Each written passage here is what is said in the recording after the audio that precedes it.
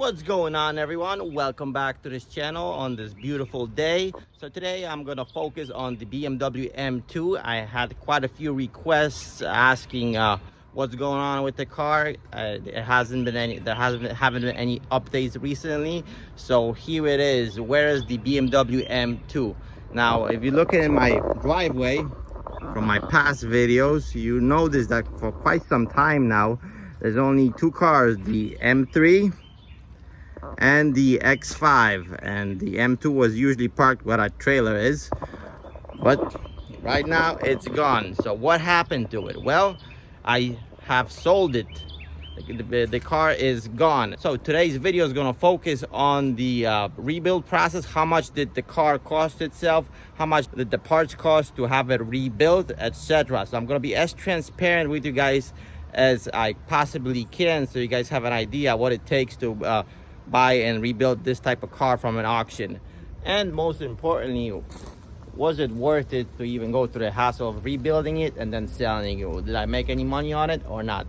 I will leave that up to you guys to decide after the video finishes. You could comment down below and tell me what you think. Why did I sell it? Well, I've bought the M2 because the chassis is within the same size range as the E46 M3 chassis. That's basically modern day comparison to the E46, the F87 chassis models of modern eras. I liked about it because I like the size of those cars, because they're not too small and they're not too big. Like the new M4 M3s have grown so much. They're huge cars. They're almost like a sports limousine, if you may call them. But anyhow, so I bought it for that reason. And the M2 is a phenomenal car for modern age. I mean, it comes with all the bells and whistles that you could possibly ask for. I mean, that car was equipped with M Performance exhaust. It had a downpipe. It had M Performance carbon diffuser.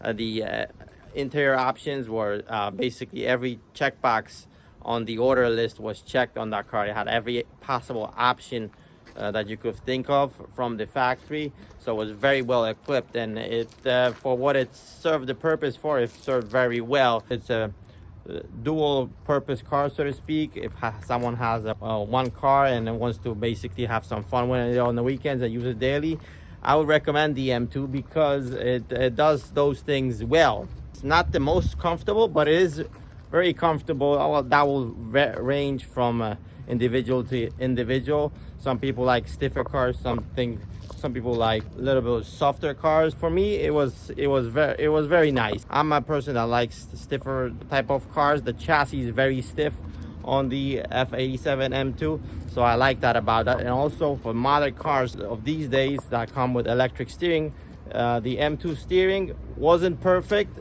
but it was okay. The turn is very well on that, very nice on that car. I actually took it to the track. I'm gonna try to post some clips from the track day at the back of this video so you guys could see. It handles very well. It's very balanced, and actually the upgrades I have performed to it, I put the fall line toe links. I actually improved the rear tractions very much. It allowed the power to be transferred to the ground much better than on the stock bushing, because there was no addition, there's no flex that was there on the stock control arms. So that improved. I would highly recommend that option to anybody considering it for the M2. And also camber plates also helped out with the adjustments of the camber. Also the brakes on the stock brakes on the F82 I was surprised with them as well. They're quite all right. I mean, they're very they have a very good bite. So that's very I'm very pleased that the car comes from the factory with brakes like that. They stop very well. Like I said, I had it on the track and I was using stock pads and they were gripping pretty good. It wasn't that bad at all. I mean, no comparison to a track pad, but for stock brakes I was quite surprised. And obviously the power on the M2 is phenomenal. I mean, it's you know, the torque, it's immense. I mean, the car was tuned to close to 400 horsepower that I had a tune on it. So it basically I could have spun lit up the tires in the third gear with all that power. So it was very fast in a straight line. So you might say, you're saying all these great things about the M2, then why did I get rid of it? Well, there's quite a few things I did not like about it. So let me just run down the list. First and most important to me, with all those features, everything is nice, but overall the car had no character. I mean, especially comparing it to the E46 M3. I mean, it's basically, it has no soul. There's no excitement of driving it. Sure, it's very fast. I mean, it's not really a great comparison because this car I kind of built it already. It has several upgrades, and the M2 was stock. But I mean, there's no excitement basically driving it, especially on the track. I mean, don't get me wrong, it's fast, but it does not give you the same adrenaline rush the E46 produces. I mean, the engine is it's a turbo, so obviously it does not have the same ferocity as the S54. It's not even the same ballpark, although it does sound nice. It's it's a turbo car, so with the M Performance exhaust, it did sound nice. But I'm an old school guy. I kind of like NA power opposed to turbo, so it had the nice pops and burbles, but it wasn't there for me. It did not feel right. Again, like I said, it's a very fast car. I mean, although speaking, I mean, I'm actually on the same track. I'm probably a second and a half quicker in the E46 than on the and then in the M2. But that again is the E46 has all the other mods that the M2 did not have, which make a difference, like suspension, track pads, and stuff like that. So it's not really a fair comparison. I mean, obviously, if the cars were somewhat similarly equipped, then probably the M2 would be the quicker car. But in general, it did not have the same, it did not give me the same excitement as driving this. I have a smile every time I jump into this, and you just, you rip to 8,000 RPMs, and you're just like, wow, every single time, and you get into the M2, great, it's fast, you take off from a stoplight. There's no excitement, so to speak. You lit up the tires real quick, like I mentioned. I mean, third gear, you could just light them up, go through a set in about a month or 2 week time. But nonetheless, it is a great car, don't get me wrong.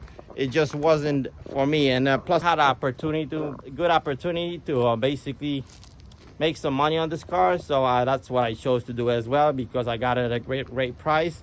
So with that being said, after this montage, I'm gonna go over the list of the prices, how much it cost me to rebuild this car, how much the car was, and what was the total sell price, and you guys could decide whether it was worth it or should I have kept it.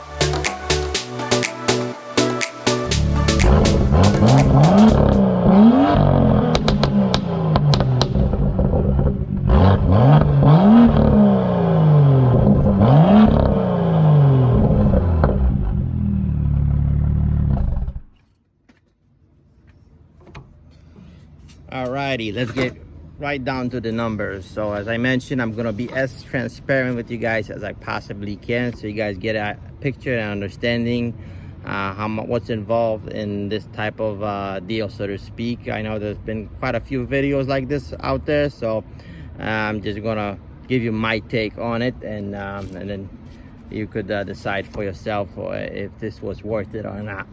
So without further ado, let's get down to the numbers. So the first one, the car itself, how much was it? So I paid for the M2 delivered from the insurance auction for $22,993. That was the cost of the car delivered to my door. Then the car needed some work, as you saw in my videos. So one of the first item was the rear left control arm. That was $128.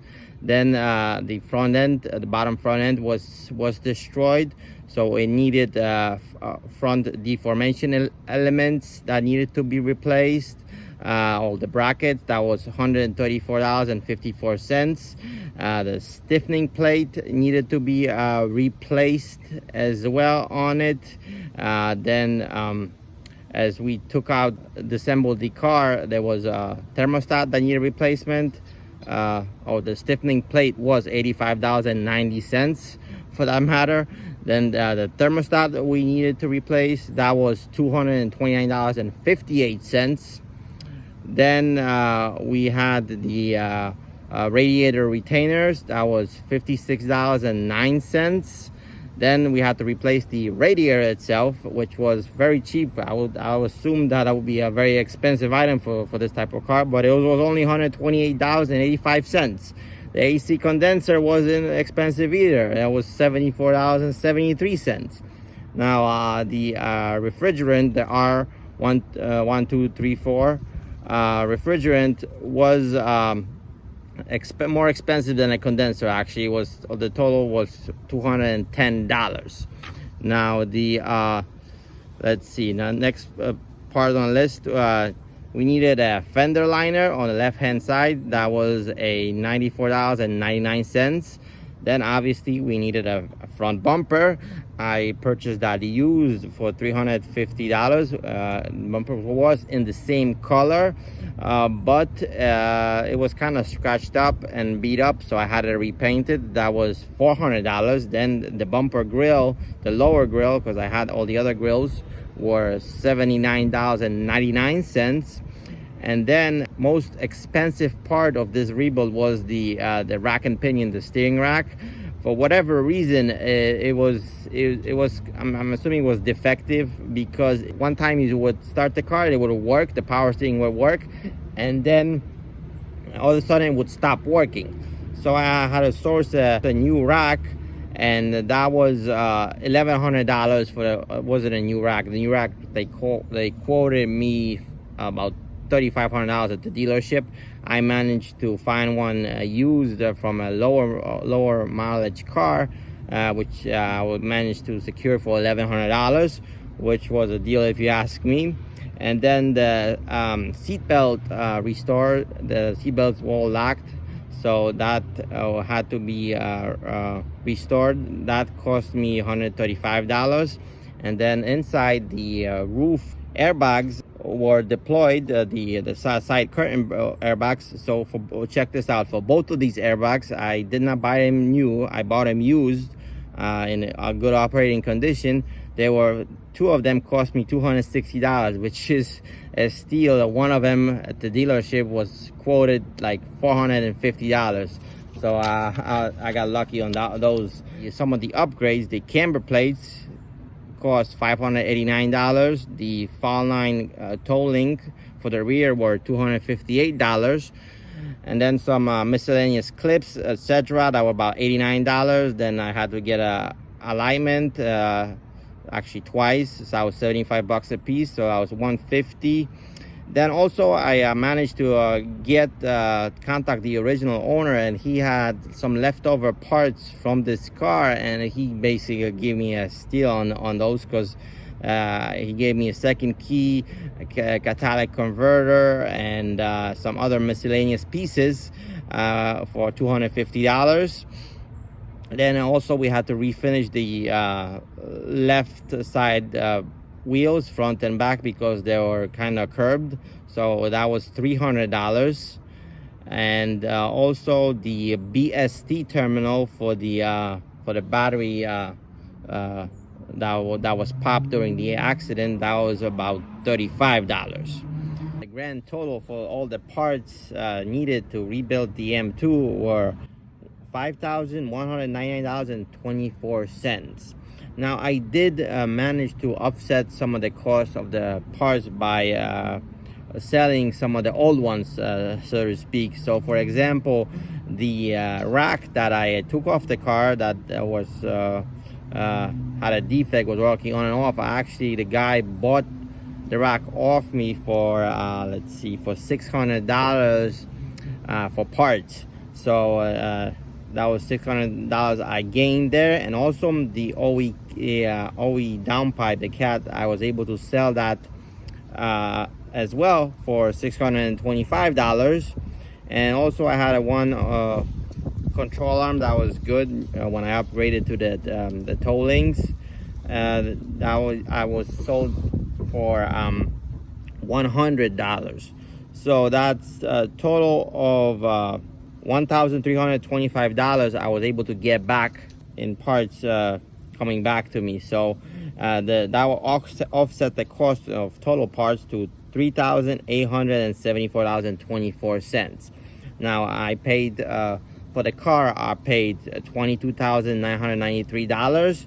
So we add those two together, the grand total for this rebuild was $26,867.24. Now if you ask me, that's a steal right there. I mean, for 26 grand, 26, or let's call it 27, just to be even, for this was a 2018 BMW M2. It had all the bells and whistles. It had the whole bunch of upgrades, had a tune on it. The value of the car with a clean title like this, it was valued about $47,000. So give or take. So that's, and I rebuilt it for like, let's call it 27, make things simpler, and exactly $26,867.24. To me, that was a steal. I mean, basically that was close to half of the price of the clean title vehicle. Now let me share with you how much that I was able to sell the car for. So I sold it for $34,500.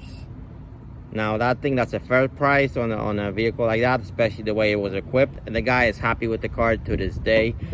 He actually contacted me on a few occasions, so I'm glad he likes it. What was my, so to speak, profit, if you might call it, or my compensation for my time rebuilding this vehicle, I guess, that left me with $7,632.76 in leftover money, which is, I must say, not too bad, because the car, basically I rebuilt this car after hours. I did not have to do extensive work.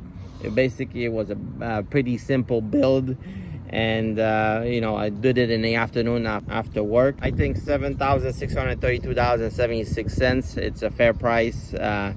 You guys could comment down below and let me know what you guys think. Was that worth my time, or should I just kept the car? I mean, for 26 grand, if I kept it, that was a steal as well. So, but now I made some money, so maybe we could get another project down the line. We'll see. And hopefully that was somewhat transparent. Comment down below what you guys think, whether what I shared with you guys was helpful or not. Don't forget to smash that like button and consider subscribing to the channel for more content like this. And I'm gonna leave you with footage from the track that I did in the M2, and I will catch you on the next one. Peace.